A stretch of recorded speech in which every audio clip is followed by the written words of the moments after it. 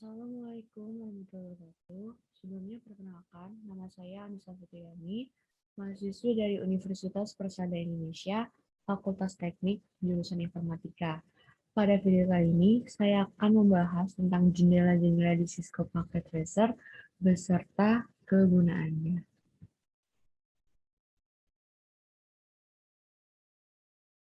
Packet Tracer sendiri adalah simulator alat-alat jaringan Cisco yang sering digunakan sebagai media pembelajaran dan pelatihan, dan juga dalam bidang penelitian simulasi jaringan komputer. Tujuan utama Packet Tracer adalah untuk menyediakan alat bagi siswa dan pengajar agar dapat memahami prinsip jaringan komputer dan juga membangun skill di bidang alat-alat jaringan Cisco. Jadi ini bentuk tampilan Cisco Packet Tracer-nya. Pada bagian ini disebut title bar. Terus pada bagian ini, file edit dan lainnya itu menu bar. Di file ada new untuk membuat file yang baru. Terus ada open untuk membuka file yang pernah kita buat. Ada open samples, terus ada recent files, open activity sequence, terus ada save untuk menyimpan file yang telah kita buat. Terus ada save as pkz, terus ada save as command cartridge, terus ada print. Terus juga ada exit and logout, dan juga ada exit untuk keluar dari program. Terus ada edit, di sini ada copy, fungsinya untuk mengcopy suatu objek yang tersimpan pada clipboard ke dalam lembar kerja kita. Terus ada paste, fungsinya untuk mengambil objek yang sudah disimpan pada clipboard dengan cara meletakkan kursor pada posisi yang tepat. Terus ada undo, untuk membatalkan suatu perintah yang sudah dilakukan sebelumnya. Redo untuk mengulang perintah yang sudah dibatalkan sebelumnya. Terus ada options, di sini ada preference, ada algoritma settings, user profile, view command log. Terus ini ada view, ada zoom in untuk memperbesar lembar kerja kita. Terus ada zoom out untuk memperkecil lembar kerja kita. Terus ada zoom reset untuk mengubah ukuran lembar kerja kita menjadi ukuran semula. Terus ada toolbars, ada main, secondary, terus ada bottom. Ada simulation mode, ada real-time mode, logical view, physical view yang di sini. Terus ada show viewport, show workspace list. Terus ada tools, ada drawing palette, custom device dialog, script project manager, ada cluster association dialog. Terus extension, ada activity wizard, multi-user, IPC, scripting. Dan bisa banyak lagi. Terus di window ada enter full screen. Contohnya kayak gini. Terus untuk keluar dari full screen sendiri tinggal pencet lagi. Terus ada help, contents, tutorial, report an issue, ada about. Terus di bagian yang ini itu namanya toolbar. Di bagian ini namanya toolbar. Jadi ada new untuk membuat file baru, ada open untuk membuka file yang telah kita buat, terus ada save untuk menyimpan file yang telah kita buat. Terus ini ada print untuk mencetak file yang telah kita buat. Di sini ada network information, terus ini ada user profile, di sini ada activity wizard, terus ini ada copy. Untuk mengcopy seleksi, ini ada salin untuk maksudnya ada paste untuk menempelkan hasil copy, terus ini ada undo, ada redo. Undo untuk membatalkan perintah, sedangkan redo untuk membatalkan si undo. Ada zoom in untuk memperbesar lembar kerja kita. Ada zoom reset untuk membalikan ukuran seperti semula.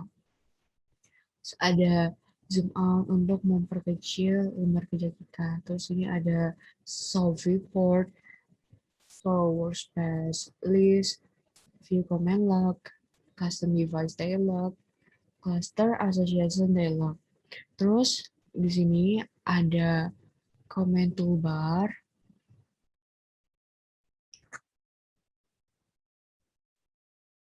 Ini namanya select untuk memilih, terus untuk memilih fokuskan kemana, terus ada inspect untuk melihat daftar tabel operasi kerja perangkat Cisco Packet Tracer. Terus ada delete untuk menghapus device, catatan, ataupun kabel yang ada di jendela Cisco Packet Tracer.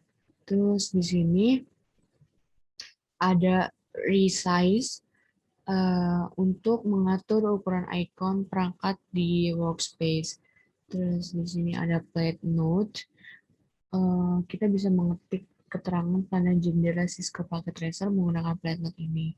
Terus ini ada shape ya, berbagai ukuran dari lines, garis, terus ada rectangle, persegi, terus ada ellipse, terus ada juga freeform.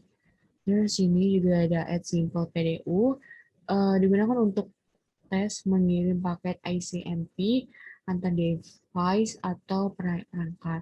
Terus ini ada add complex PDU. Fungsinya sama kayak add simple PDU tadi, cuman yang berbeda kita hanya bisa menggunakan untuk mengubah pengubahan atau custom. Terus ini ada logical, ini physical. Bisa dilihat ini kayak antara daerah, gedung, atau kota. Lagi. Terus yang putih ini tuh lembar kerja kita. Lalu namanya workspace maksudnya. Terus di sini, bagian sini, itu network component box. Terus sini ada network device, ini ada routers, ada berbagai macam routers.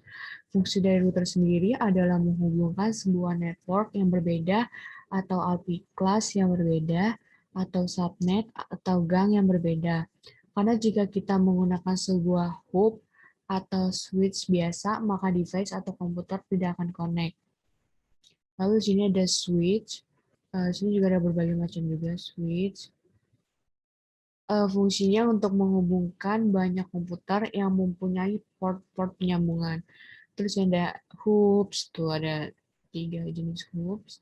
Terus ada wireless device, ada security, ada one emulation. Terus ini ada end device, contohnya ada PC, laptop, server, dan macam-macam lagi. Terus ini ada komponen, ada boards, actuators, ada sensors. Terus ini ada connection, kabel ya, ada konsol, ada strike, ada crossover. Terus ini juga ada struktur cabling.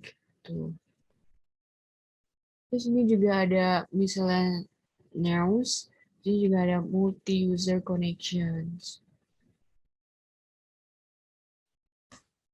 Lalu bagian ini, yang ini, itu adalah user created packet window. User created packet window ini tempat di mana kita dapat melihat hasil dari uji atau tes pengiriman paket dari add simple PDU. Apakah konfigurasi yang telah dijalankan sudah berhasil atau belum? Terus ini juga ada real time atau simulation bar. Lalu di sini saya akan mencontohkan cara membuat jaringan peer-to-peer atau P2P.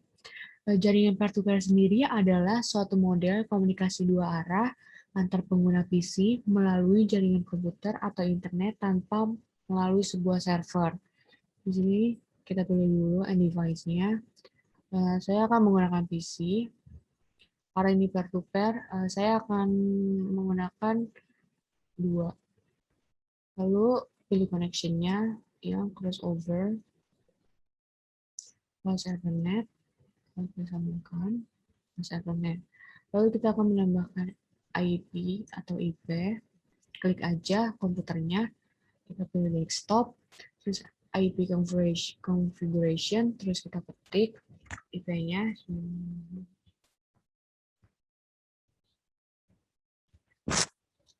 kita klik, terus kita silang. Lalu untuk PC yang kedua sama, kita pilih desktop juga, IP configuration,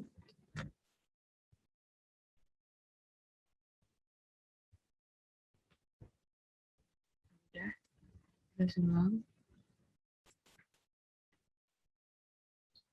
Lalu setelah itu, untuk mengecek dia ini terhubung atau enggak, kita klik salah satu PC-nya. Kita pilih command prompt, kita ketikkan ping, kapital semua. Terus kita ketik IP yang tadi kita buat di komputer ini, 192.168.